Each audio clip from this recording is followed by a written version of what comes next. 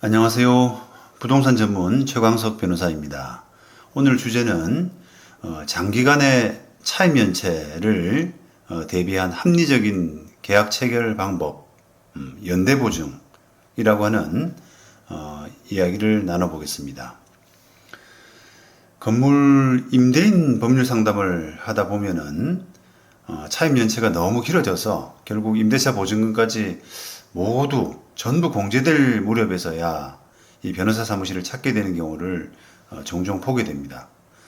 법적인 조치가 좀 더 빨랐으면 하는 이런 아쉬움이 들면서 이런 경우를 감안해서 미리 임대차 계약할 때 대비해 두었으면 더 좋았지 않았을까 이런 생각도 들곤 합니다. 생각할 수 있는 대책으로는 여러 가지가 있습니다만 임차인에게, 세입자에게 연대보증인을 세우게 하는 것, 이게 대표적인 방법일 수가 있습니다.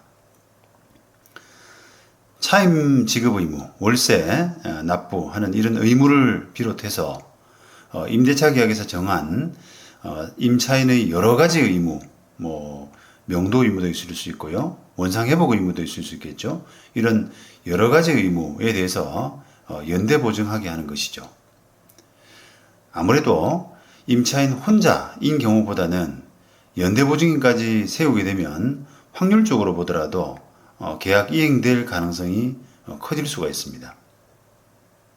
자, 그럼 어떤 경우에 연대보증이 특히 필요할까요? 첫째, 차임 대비해서 보증금 비율이 낮은 경우입니다. 보증금 비율이 클수록 아무래도 차임 연체로 인한 담보 여력이 커지게 되죠.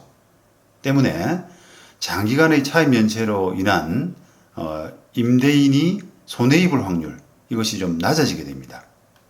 하지만 임차인의 경제적인 형편이 뒷받침되지 못해 가지고 아주 적은 보증금만을 받고 임대차 계약 체결하게 되는 이런 경우가 있죠.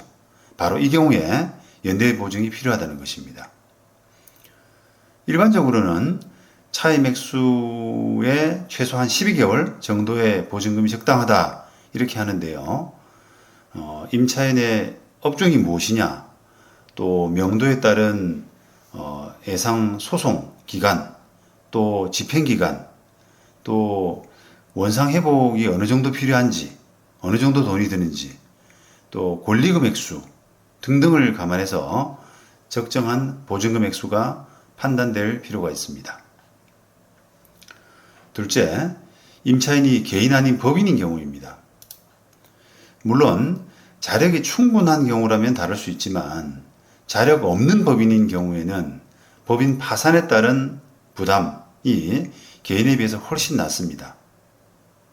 계약이 이행되지 못할 가능성이 이렇게 구조적으로 큰 경우라고 할 수 있죠. 법인 관계자, 즉 대표이사, 이사 이런 사람 중에서 신용 있는 개인의 보증을 요구할 필요가 있다고 할 수 있습니다. 합리적인 계약 체결에 대해서 이야기를 많이 하지 않습니까? 이 합리적인 계약 체결이라고 하는 것은 혹시 상대방이 계약 이행하지 않을 경우에 어떤 대책이 필요할 수 있나, 이걸 먼저 고민하는 것에서 출발합니다. 우리 연대보증이라는 제도 많이 들어보셨을 텐데 금전 소비대차의 경우에는 일반적으로 활용이 되지만 임대차 계약에서는 일반적이지는 않습니다. 하지만 이렇게 적절히 활용하게 되면 계약 이행에 큰 도움이 될 수 있다고 할 수 있습니다. 감사합니다.